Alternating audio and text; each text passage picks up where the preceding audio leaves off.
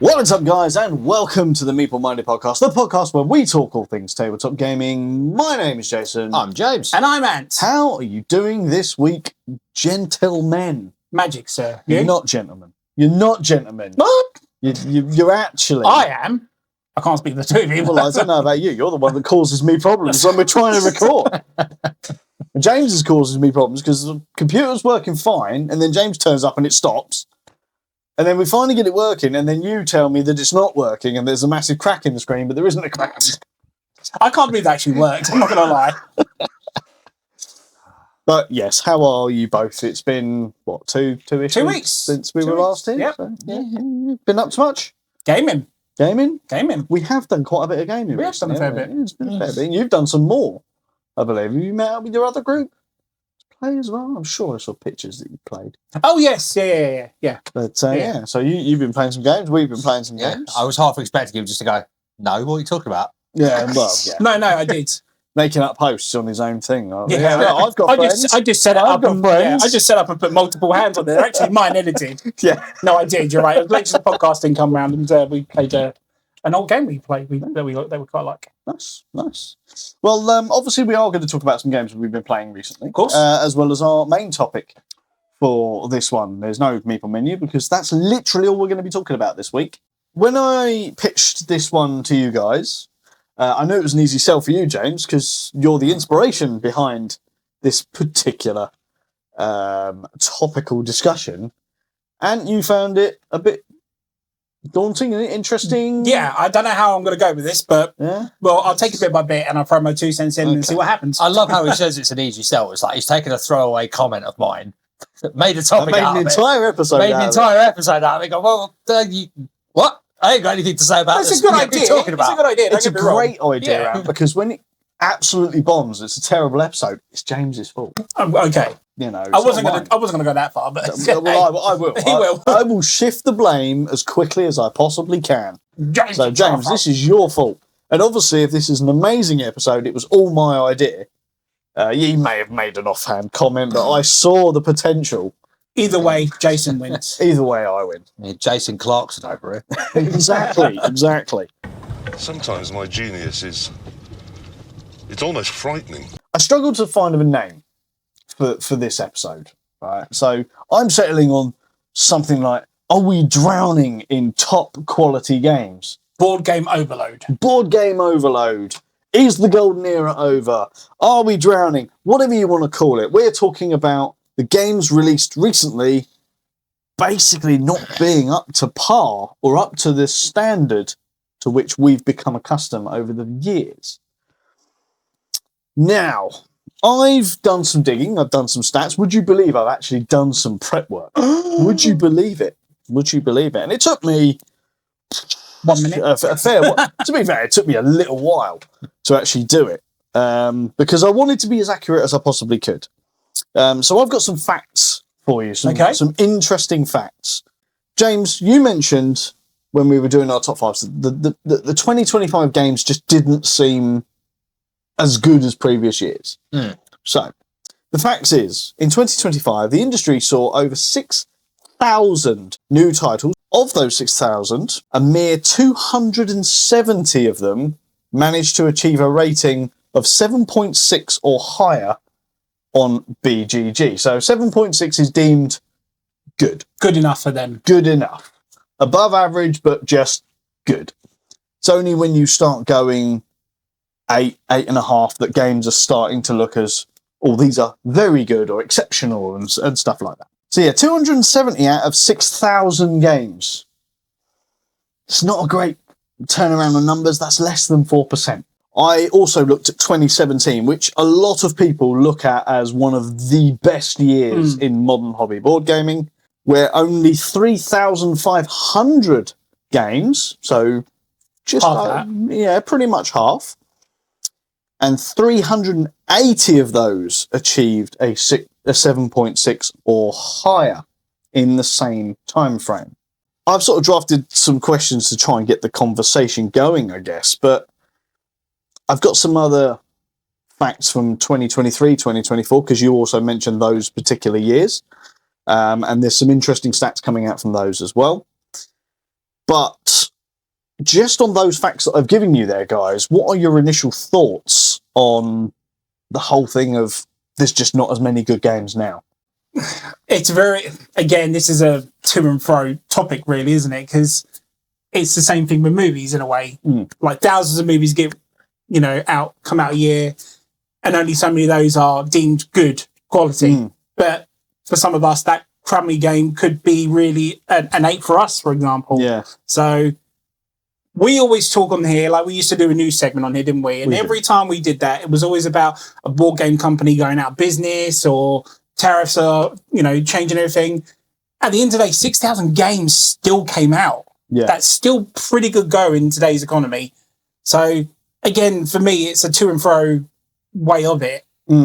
6,000 games, okay, 3/4 of them not great, but there's still 6,000 games that came out. Yeah, I don't think that's a good go, to be honest. Okay, fair enough. See, I take the opposite stance from that. It's like that's, to me, is massive oversaturation. If in 5 years you've nearly doubled the output, and the amount that are deemed as good has gone up by 20? Wrong, sir. Wrong. I misheard those stats. Yeah, but that's what I'm saying. Only BGG has done that. Like we could take the whole 6,000 lot, and we could probably say 40% of that is a 8 point whatever. Yeah. We're just going on their statistics. That's what I'm trying to get with the film critics and stuff. And that's the thing that we do have to mention, because I'm actually the first to admit I am not a fan of the way that BGG does their ratings. Yeah, obviously, it is a community-based thing, but you can't really realistically do that with the community that uses BGG, because the people that use BGG are the hardcore gamers. Yeah. And they're not going to enjoy lighter weight games, which means they're not going to stand a chance. So there is an element of bias there just from where the stats come. But BGG is the sort of go-to place to find out these kind of stats. Now, I'm sort of leaning a little bit more towards James's side of things here, but also see some of the points that you are. And I think there's some very good points on either side here, because I think the output at the moment is too much. I think 6,000 plus games per year is too much, and it's way too much market saturation. I prefer quality over quantity, for example. And one of the companies, Ant, that I know both you and me have a bit of a soft spot for, yet I'm actually here to say I've actually got some issues with them recently, is actually Devio Games. Okay. Now, there was a period where Devio Games just could not go wrong. Everything they were putting out was just quality. Banger after banger. Banger, banger, banger. I can't say that for the last couple of years. Like it's sort of like banger, meh. Banger, meh. Yeah. Whereas there was a point where it was like, we released 3 titles a year and it's banger, banger, banger. Now it's, we're releasing 6 or 7 a year. You might get 1 or 2 bangers in there and the rest are just meh. Meh. So that company, for me, has gone down the route of quantity over quality. They're not putting as much thought and effort into producing the amazing games that I know they're capable of. There is something also to be said, and we've touched on this in previous episodes, where once a company, like you said, releases 1 or 2 smash hits, people have an expectation that every product that rolls off their production line is going to be 10 out of 10. Yeah. And it's like, you said there, it's like, sometimes I have to sort of say to people, well, take a step back, because if you're saying it's like really good meh, to me, meh is average. So I would expect a company to mostly put out average games. Yeah. And it's sort of that people can only have so many ideas, and only so many of those ideas are going to produce good games. It's almost an unrealistic expectation to sort of go, right, you've produced 3 games and they've all been smash hits, right? Everything you produce is going to be golden. I mean, that's an interesting one, because it sort of leads on to one of the questions I had, and that is, are we spoiled by the games that have come out in years gone by? You know, we talk about 2017. There was some absolute stonkers that year. If memory serves correctly, you had Spirit Island, you had Gloomhaven, some really big hitters that are still with us to this day. They have become evergreen games.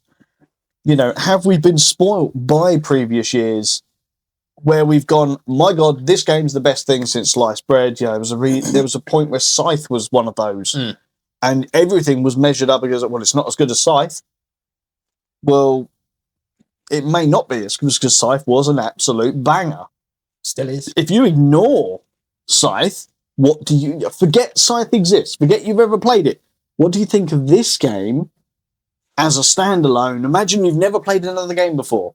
Suddenly that game becomes... the new Scythe. Actually, this is pretty damn good. Is it because we've had our... because you've got that amazing movie. You've been to see Endgame, and then Marvel kept releasing movies and they were just trash. Are they trash, or is it because we've had phase one? It's the De Beer effect. And everyone's going to go, these were the bangers. Yeah. And because we've become, in my eyes, spoiled by having so many years of bangers from all these different companies, is that a reason we now look at games as, they're not the best, Yeah. They're not evergreen games. Every industry has like a lull, or a slump, and it's like I said, we touched on it in our innovation episode, where it's like you can't expect companies to constantly be innovative, bring out the latest hotness, because it's like ideas take time to develop, and it's like, well, they still need to make money in the meantime. Yeah, and it's like you're not going to get an innovative new mechanic or something every release. It's like they take time to develop. It's like it would be an interesting one to talk to some of these game developers and go, okay, so you used Scythe as an example. How long was that in development before you hit release? Yeah, and that is something that I think publishers do have to consider now. Is like development costs money. Yeah, a long development time is going to cost money without any kind of return. And when we're in this, let's be honest, crowded marketplace now, because there's thousands of publishers, you've got to compete with indie promotions using the likes of Kickstarter to bring their games out as well. So there are probably close to 100,000 ways of getting games to the market. Not saying they all happen, but it's a very crammed marketplace with regards to ways to get games out. So is that affecting their ability to sort of go, no, we need to put more time into developing this before we put it to the market? Because they're not going down the crowdfunding route, where you could probably get away with going, the game's not quite ready, we're going to take a little bit of extra time, it's going to be delayed, you're going to get some moans about it, but it's a Kickstarter game. Publishers don't always have that, especially if they announce their games in advance. As soon as a game is announced from a publisher, it's like, well, when's it coming? I want it now. Like, why wasn't it in my Kallax yesterday? Yeah. I mean, this is very comparable to the video game industry, isn't it? Like, about to say that as well. The games that it's like GTA 6, isn't it? It's like, I think it was leaked one day, announced like a couple of days later, and everyone's like, why don't I own it yet? Where is it? It's like, well, did you watch the leaked footage? It's janky as hell. Yeah. Well, it's like Planet Coaster 2. A game that you and me are very familiar with, and like you said, it's like taking the punt on maybe should have put it back by about 6 months. Yeah, its release 100%, date. 100%. And sort of thing. But yeah, it's like the games that stick with you take years to develop.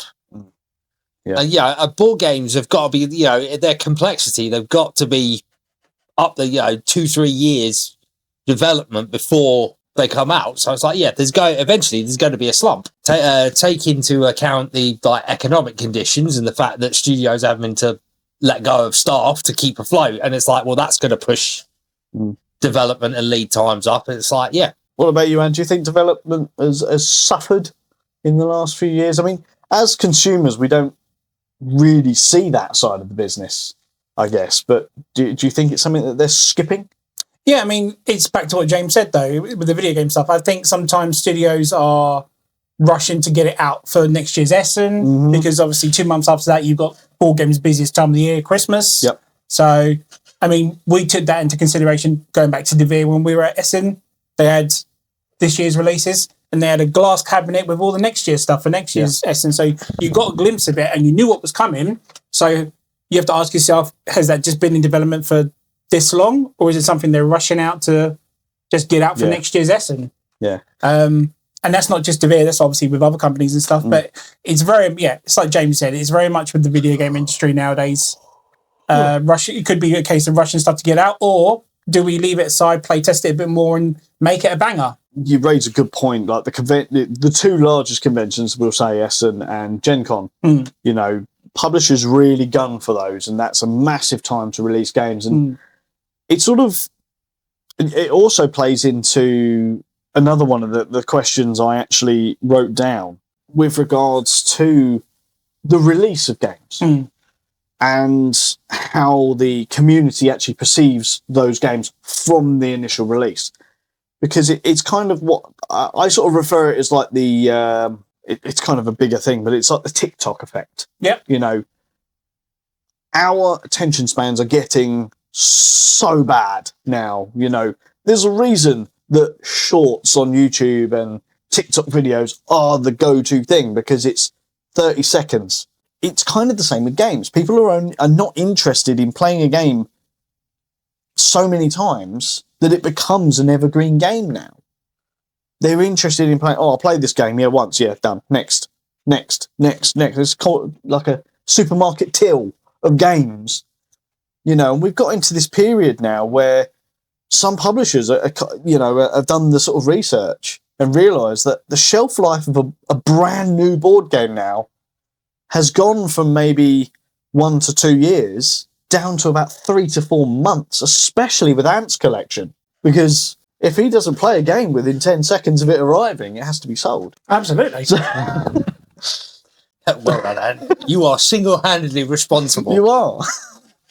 But no, while I joke about that, the non-jokey side of it is, the shelf life of games is shocking. You know, and I'm guilty of it now. You know, I'm catching up with Ant. You know, a game comes in the collection, it sits on the shelf, and I play it once, maybe twice, and I'm like, can I really be bothered to, keep it on the shelf and play it again? I get on my soapbox and rant about this. It's just the life. Everyone wants something now. Yeah. And then as soon as they've got it, it's all right, what's next? Next.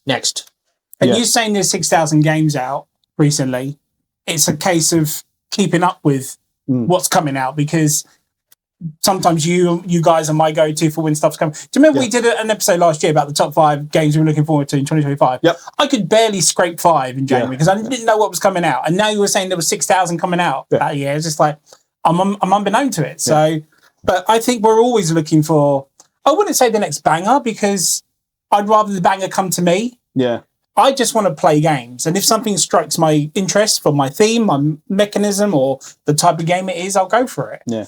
But I'm always looking for something new to play, always. But we always go back eventually to older stuff anyway. Yeah. So would you agree, with regards to the likes of Gen Con and Essen, if a game is released at Essen, does well in the first 24, 48 hours, that game has more of a chance of surviving and sticking around long term than a game that doesn't? You know, I genuinely feel the first 48 hours of a game release is vital for its success, because there's so many within our community that judge games on how many other people are buying it. And then the only place that you know how many people are buying it is something like a convention where it's very widely reported on. Is that something that is potentially affecting or warping our minds with regards to these games? I think so. But and again, that's not limited to the board game thing. That could be any convention or anything that where there's a lot of selling involved. Just like is that even a Kickstarter? It's that's a good Kickstarter example. Is a great example, because how many times have we seen it reported that the people that run these Kickstarters all say the same thing. Mhm. The first 48 hours, if you don't fund in the first 48 hours, you might as well cancel it. Yeah. But I bet if you actually sat and watched it, the initial opening of that Kickstarter, you'll get a lot of people who are everyone else is waiting for somebody else to make the first move. Yeah. And it's like, how many pledges has it got? Who's going to be the first? Exactly, It's like you've got to get the snowball rolling, and it's like you said, it's the same at the cons. It's like everyone watching those big stands. It's like, what's going? Yeah. What's everyone buying? And going back to Kickstarter and crowdfunding in general, it's not something that is my sort of deciding factor, but I'm also happy to say, when I look at a crowdfunder, one of the first things I do is it funded? How many backers has it got? Why? I don't need to know that. I'm not making the game. That shouldn't even be something I should have access to. All right, maybe knowing if it's funded, that's different. How many backers, yeah. But why do I need to know how many backers it's got? Why do I need to know how quickly it's funded? Because it's becoming catcher, isn't it? It's become ingrained in our minds that 48 hours is the key.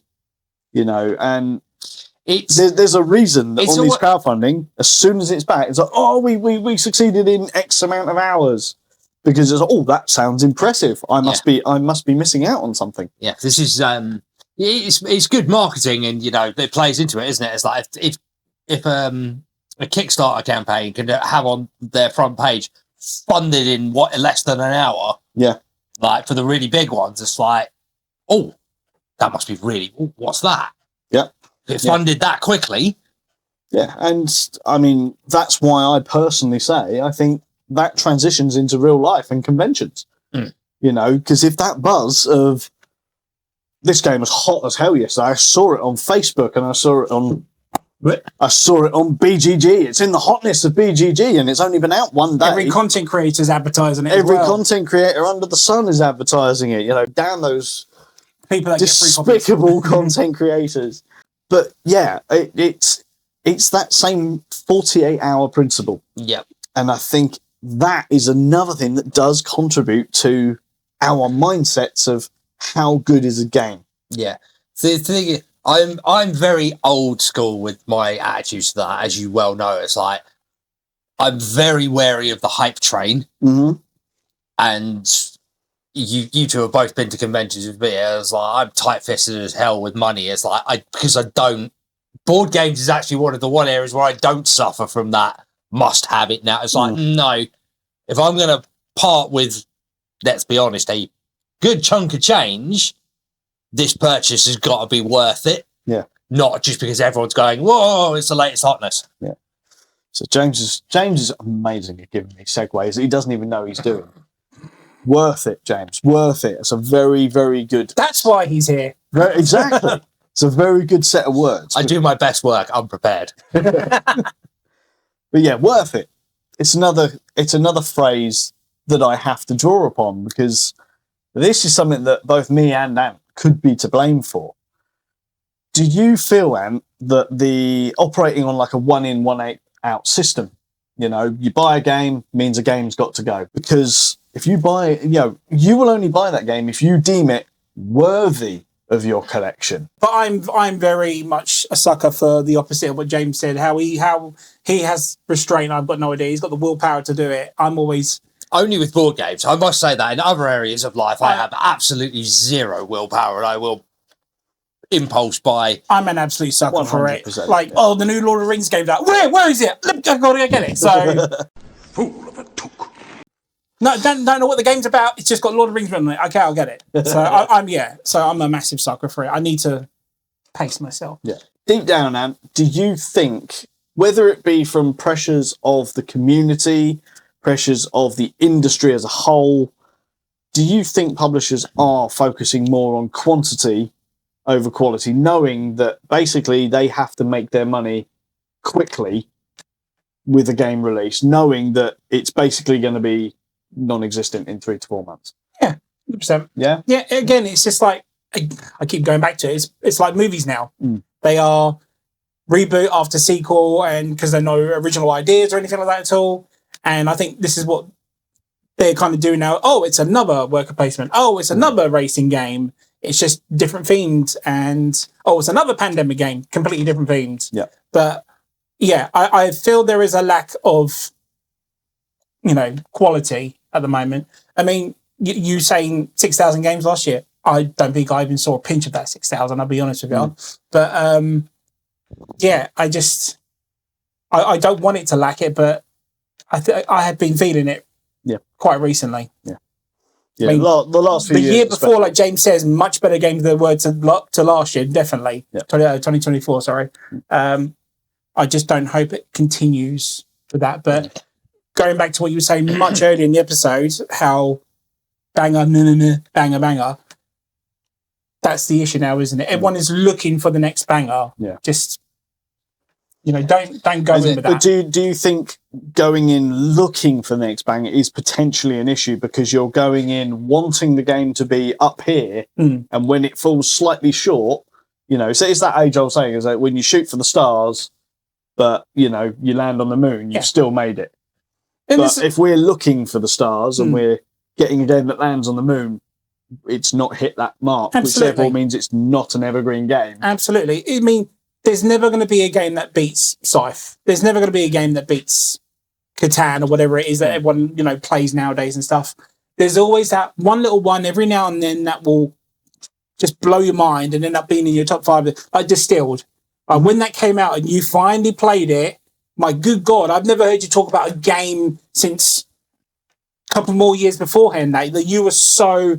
in love with that game when it came out. Yeah. And I've just never seen that love of games, of board games in you for a very long time. So I kind of find that was your diamond in the rough that year. Oh, 100% and, it was. I hope many years come with it, but if there is a lack of quality in it, then that... Well, like I say, I've been from multiple game calls now, and there's certain games I look at and it's like, a lot of them they're getting old now. I still see Scythe up there. I see Distilled. I see, Living Forest. I mean, that's an old game now. Thunderbirds, 50th year anniversary. I'm pretty sure they just celebrated their 60th. They're 60 now, yeah. There's a lot of old games on these shelves now. When I'm looking, and I'm looking at doing another cull, none of those games have even come close to getting on that list. They're all newer games. So this is, I think, kind of what I was saying about, being difficult to buy games for. For me, it's like, I wouldn't want to purchase a game unless I honestly believed at that time of purchase, this game is not going to be sold. There's even a hint of it. Because you saying about, board game being released thick and fast, I almost think they have to as well. And it leans into what you were saying about the must have it now. Because that happens with hype as well. It's like, a game funds in the first 48 hours of its Kickstarter, it's released. Those first couple of days after release, everyone's talking about it. Within 2 weeks, everyone's like, what? What are you talking about? Yeah. What game? Yeah. And so they have to churn them. So old news now. Yeah, they have to churn them out that quickly because... Because of that attention span. Yeah, the attention retention is terrible. I could ask you, what do you think will fix the board game industry? But genuinely, I don't think there's an answer that we can really give to that. I don't think you could fix the board game industry because all of these issues permeate life. Yes, basically. exactly. There's not restricted to the board game industry. That attitude runs through everything these days. Yeah. Everything is built to be discarded quickly. Yeah. So instead of asking that, let's be honest, frankly ridiculous question, I'll ask you another one. And we'll go back to the convention thing as the example here. Let's say they've got to continue doing 6,000 games a year for whatever reason. Fine, I'll accept it. Do those games, or let's say 4,000 of those games, have to be released at 2 events? No. 2 weekends every year? No. I don't think they do. Do I think, or do you think, this is the question, those games would stand a better chance at getting more recognised, more plays, more shelf life, ultimately, if they were released throughout the year, rather than at bomb here. Honestly, no. No? Advertising being the biggest thing with this, because it's not like you see adverts for board games on the telly. No, because adverts are expensive. Only time you really see this is when a content creator pushes it, or it's convention season, and the convention pushes it, or in relation. Basically free advertising. Yeah. Because advertising, as we said, is highly expensive. What's your thoughts on it, Ant? You can go two ways of it, really. I mean, the biggest bangers, shall I say, are the ones that come out in conventions and stuff. And all the others that come out for the rest of the year are what I like to call sleeper hits, if you will. We've had our fair share of those. Yep. And like even Moon Colony Bloodbath wasn't at any convention. That literally came out weeks before Expo had come out. Yeah. So that had no advertisement or nothing. And I like to find games that people don't know about. Like you played a couple of mine recently that you've never even heard of. I mean, they're remakes of old games, but still, you know, it's nice to have that little sleeper hit that no one knows about, and then you introduce it to other people, and then it gets out like that. Yeah. Well, I was literally about to say to you, it's like, but how much of that is a knock-on effect? Because it might not be released at something like UKGE, but how many of those games take off after UKGE because a few people who have taken the punt on those mid-year releases bring it, and people see it being as a huge convention like that with lots of eyes on it, and people then see it. Yeah, absolutely. So I also think, and it's not a marketing strategy I like. In fact, I'm very against it. In fact, but I have to admit I see the benefits of it, and that is artificially creating demand. So at something like a convention, the games, you've announced the game's going to be there. There's a little bit of buzz about it. Oh, we've only got 10 copies. And then, we turn up. Oh, unfortunately, there was a shipping disaster and we've got 100 copies for the entire weekend. Boom, it's gone. 1 hour. It was like that Feathers last year. Hot as because people were running for it. But only 25 copies a day. Yeah. Like, don't go all in if you're not going to have enough for everyone. It just... But it's created demand, you know. Absolutely. I actually, I mean, to be fair, that was a prototype run. You know, Chris did make that perfectly clear to everyone. I was like, this is a prototype, but you you really want it, here it is. Run for it and try and get the first one of 25 copies. And is it worth it in the end afterwards as well? Flying through that crowd just to get it. Yeah, and there's been times in the past where, you know, every publisher will deny that they do this because it is let's be honest, shady business practice to do something like that. It's not just board game companies that do it. I know that you know, I mean, back when DVDs were a thing, I remember DVDs. Oh yeah, we've got 5. Yeah. But then 2 weeks later, once the word was, I was like, I can't get this DVD anywhere. And then suddenly everywhere had 2,000 copies of it. Yeah. Thank you, Blockbuster. You know, like how many times did we do, like you mentioned GTA 6 already, the previous iterations of GTA where you're like queuing up at midnight and you've got to go through the rigmarole of like pre-ordering it. Like, well, you could just, you know, bring in copies because there's a whole bunch of people who are going to be standing outside waiting for it. Yeah. And it's not like you're going to need those copies throughout the week, so just order them. Oh, the old midnight launches. Yeah. So some other facts that I wanted to talk about, because obviously we've talked about 2017, we've talked about 2025 and where we're at now. Now, I personally first started seeing this issue of market saturation in 2023. And I remember saying at the time that it was very, very saturated, but it was understandable because we had 5,200 titles hitting the shelves in 2023, and 310 of those got the good rating. So it was still quite a good percentage, still not as good. It was probably about 6% as opposed to 2017's 11%. But 2023, you sort of looked at it as it was okay because that was post-pandemic. So that was when all the games that were designed during the pandemic were coming to market. And there was still an utter desire for new games because we went through a couple of years of not a great deal. Yeah. And yet that couple of years also saw a gigantic growth in the amount of board gamers. So 2023, I sort of was like, all right, this is a lot of games, but I kind of understand it. And then we move on to 2024, where the amount of games went up to 5,800 games. But we had a 20 game drop in the good category of games.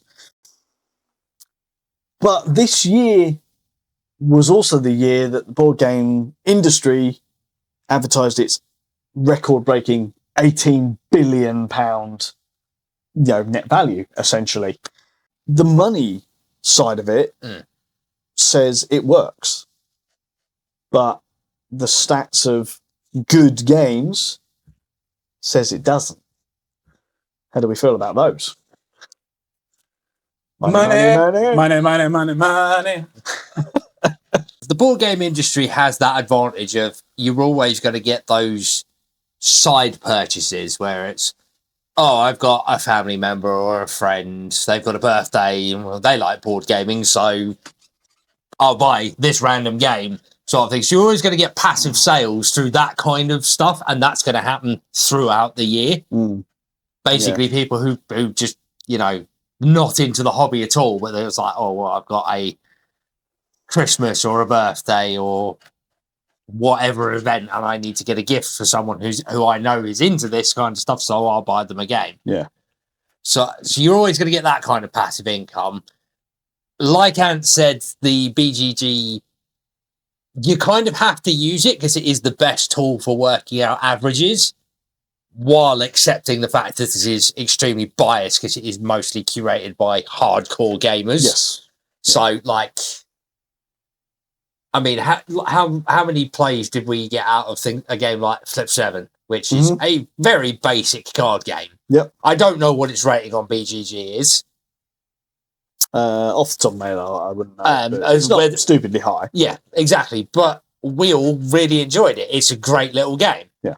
So you've got to take that into account. That's like, it is slightly biased, and the big hitters are always going to overshadow those smaller little games. Yeah. So yeah, I can see that there's going to be a disparity between the two. Yeah. And any thoughts on that particularly? No, I'm just mimic what James said. Yeah, and I'm just where I'm into, very critiquey about when I watch my movies and stuff. So I want people to be the same with the games. Don't not check other games out because BGG tells you not to. Always example. Yeah. It's sort of like, always give it a go. Give one thing a try. Yeah. Always once. You might find something. The Film Critic is a great comparison to this as well as things like BGG. It's like, they're only meant to be guides, and it's sort of like you might follow creators who like the same kind of games that you do for a better thing, but it's always, as we say here, it's always just an advisory. It's like the number one recommendation is always going to be go out and play it yourself to see what it's like. These are my thoughts on the game. Yep. Yours might be different. Don't be afraid to go out and try it just because someone you saw went, well, it's not that good. Yeah, exactly. So, wrapping up this section of the podcast, overall, Ant, what is your personal opinion to games being released nowadays? Are they just as good as the games that ever were, or do you think that there has been a dip in quality over the years? Yeah, I mean, I'm going to go with what I said earlier about the bangers have been out. They use the Marvel movies as a metaphor for it. I find it very hard to find a banger every year. mean, we always find one eventually because it's what goes in our top 5. Yep. But I think I'm finding it harder as years go by. Yeah. But I wouldn't say the quality is going. I mean, there's a lot of quantity, don't get me wrong. But yes, there is a lack of quality, but there's always that one eventually where the quality is like, that's it. It's going in my top 5 for a reason.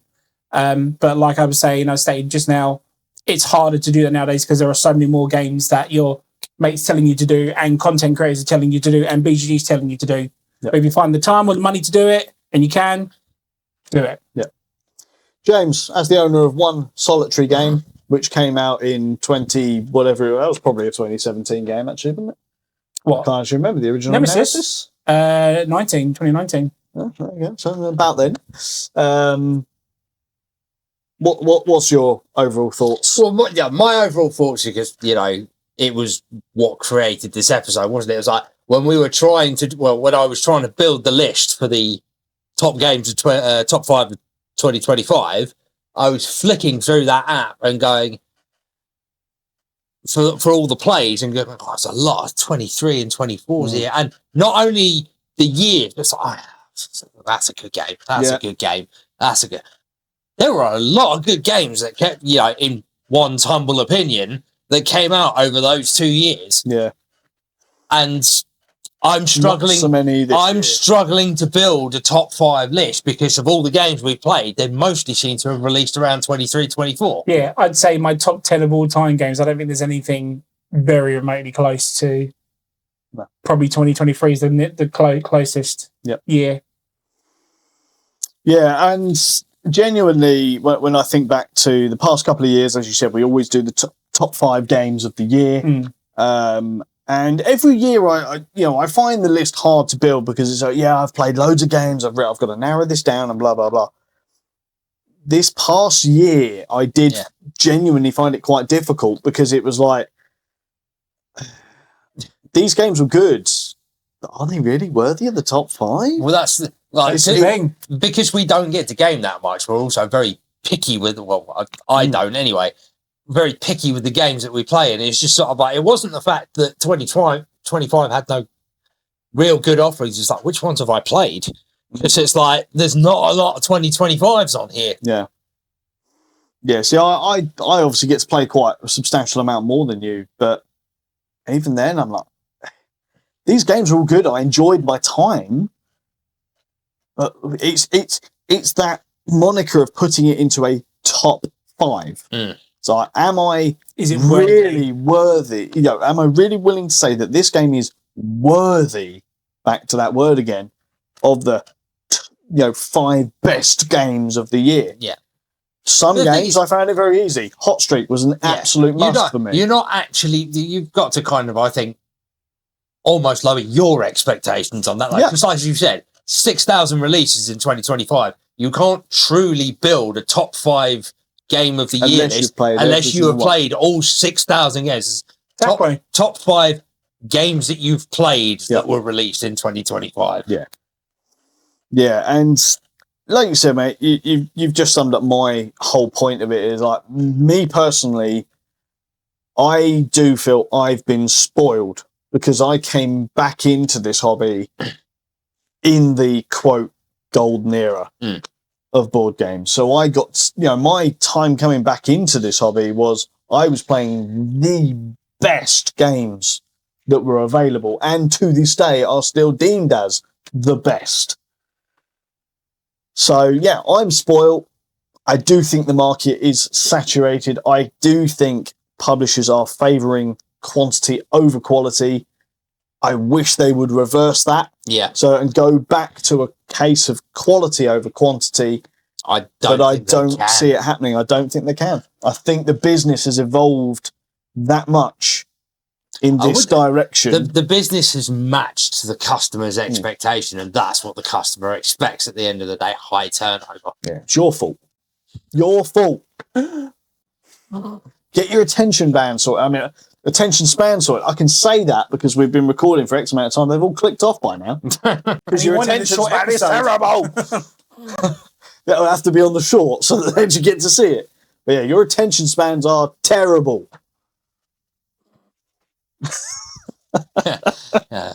ranting at the viewership. I'm pretty sure that's time. That'll work. But yeah, you guys ain't got anything else you want to say about this? I think we've gassed on long enough. Yeah. Yeah. Cool. Let's bring the mood back up a little bit and talk about some games that we've been playing, shall we? Whoop, whoop, whoop, whoop.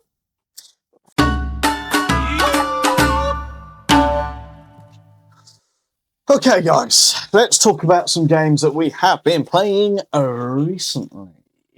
James. We, the three of us, we got Ant's Crocodile board out again. We did. Winter Crocodile Imperium. Oh, it's been so long. It's been so long. It's been so long because I was dead last. Yeah. Who won? Oh, yeah, You did. Yeah, I wonder who. Crocodile champion. I think I've got that picture Still got the somewhere. belt. Still got the belt somewhere. But yeah, before we talk about Crocodile, James, I just have to put in here because I haven't stopped smiling about it since. Go on. We have to congratulate our Meeple Minded alumni Yes. on his new job. Yes. Paul, our old newsman, has got a job with Meeplewood making crocodile tables. So I've already put my order in for a Meeple Minded blue with our logo in the middle. Sort it out. That'd be so good. But yeah, I'm so happy for him. Yeah, absolutely. Yeah. He's Good. very, Well done, deserving. mate. Very, very deserving of it, and wish him all the best. Definitely. I'm told that he might be on the stand at UKGE. Oh, that'd be cool. So if he is, go and give him some love. But yeah, congratulations, Paul. Right, James, talk us about Crocodile. What the hell is Crocodile? If you don't know.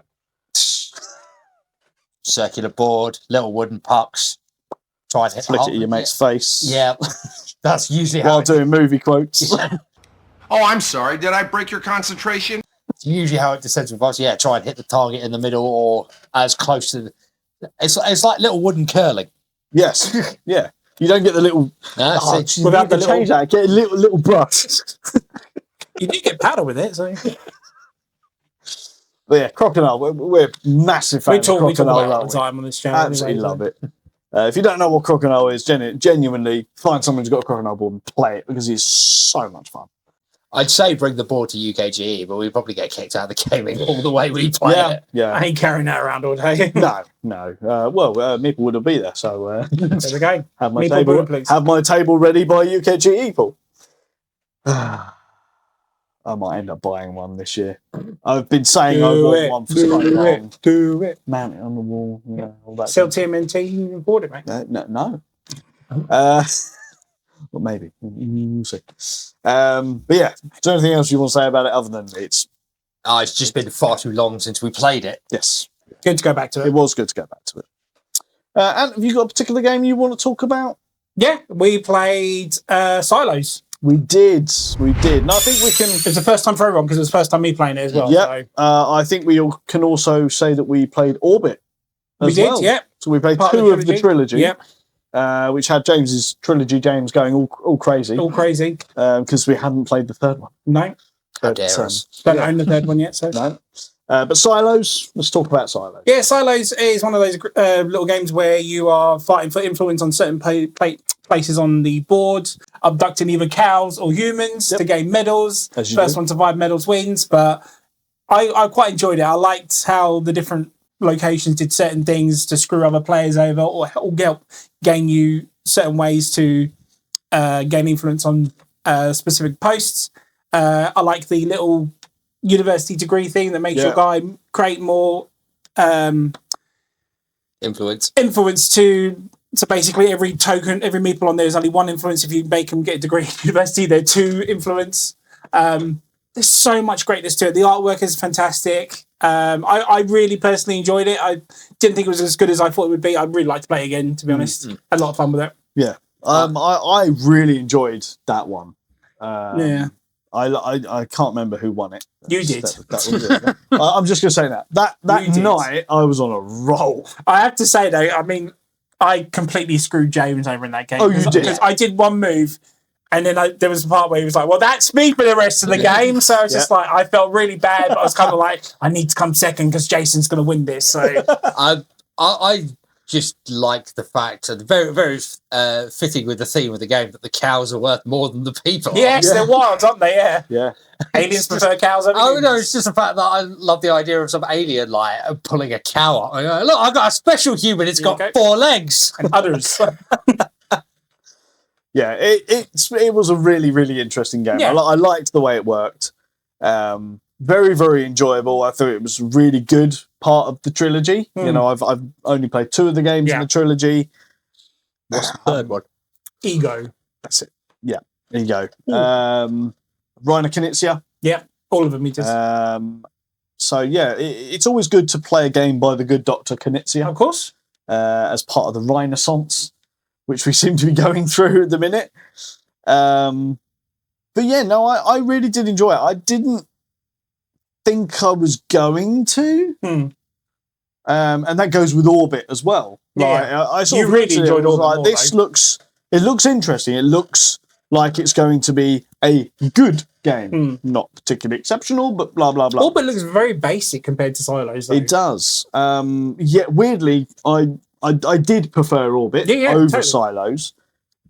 However, we're talking very close. Oh, okay. Right? Orbit and Silos are sort of, you know, Ooh, okay. that's Orbit and that's Silos sort of thing, you know. We'll have to play them again then. But yeah, Silos, really, really good, interesting game. Orbit for me. You have to like go to all the other planets and then go back to your planet. So you're That racing was it, against other because ships. you've got like all other the players, tracks of the ships and you play cards to move the planets or move your vehicle, your spaceship. and you add that element of luck to it as well, which is quite rare for a Reiner Knizia game. It doesn't usually deal with luck. But you said it was a remake of an old game. I believe it was. Yeah. But the artwork is very close to Heats. The cards are the same style as well, same it's shape sort and of a everything. Heat style mechanic, isn't it? Yeah. Because you play the card and you have to move all the planets on there, and then you get a movement value for your individual ship. Yeah. Those ships have to visit the different planets. Once you've visited every single planet, you then have to get back to your original planet. Exactly. That's the entire game. But then you've got like the odd little bits dotted about the board. Like if you go over this, it gives you a speed boost. That's right. The warp drive. The warp drive. This one gives you a teleport. This one.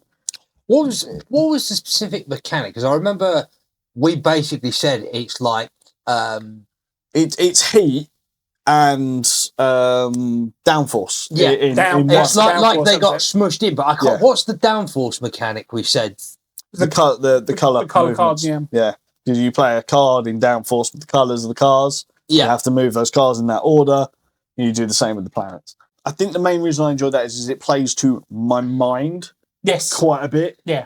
Because it's quite strategic as well. It's a very strategic game, I think, which is why I like it quite a lot. The problem I have with games like that is I tend not to talk very much. No, you don't. I go very, very quiet because I'm. You're trying to wrap my mind is going 1,000 exactly 1,000 miles an hour because I'm visualizing all these planets like especially when he flips out the card and goes, what does this card do? Oh, Jason, you can move all the planets with that card. Yeah. In any order. So that was a really, really good game. Silo was a really, really good game. I will shove in an extra one, I think, because I want to talk about it because we introduced James to Moon Colony Bloodbath. We did. Finally did. So it was on both of our top 5s of the year. Yeah, it was. James, what did you think of I loved it.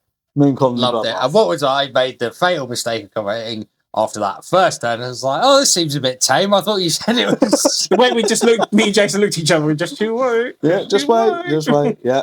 Yeah, but round 2, he said it again. It's like, it's not too bad. It's not too bad. By round 3, my colony was like on fire. On fire, yeah.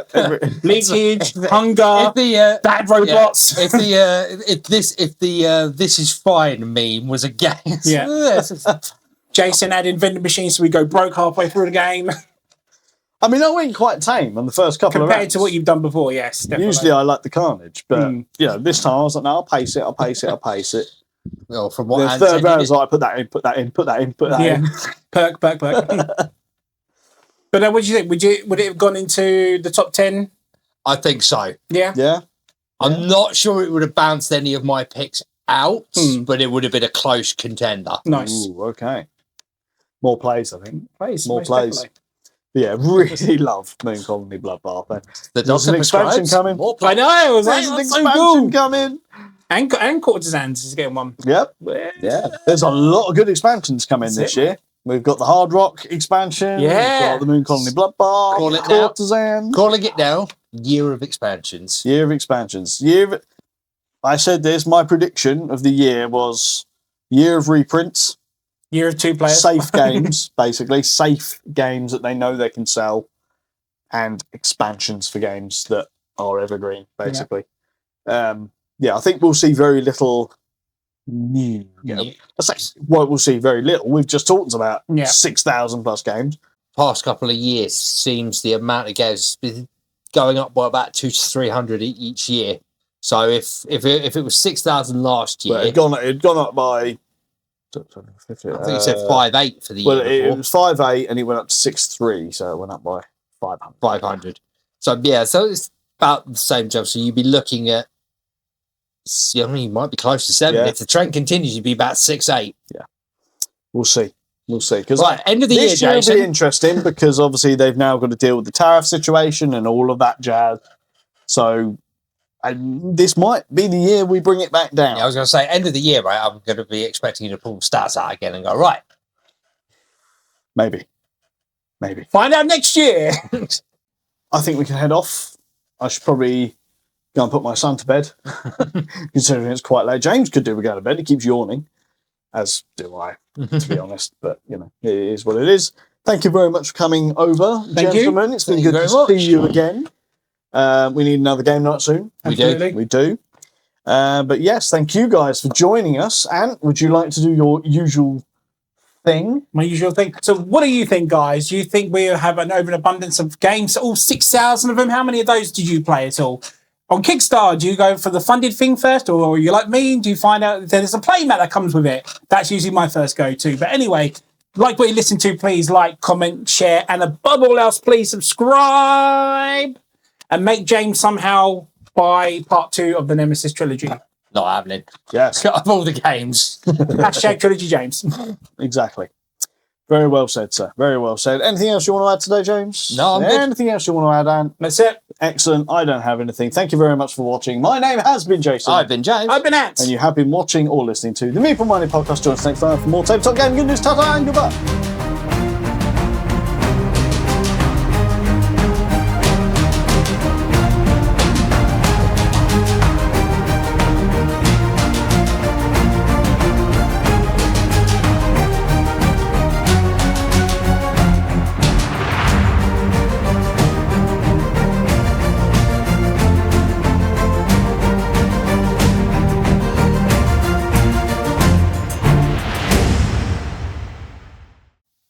Black line. I don't see it. Black line. There's a black line. It's like a wire.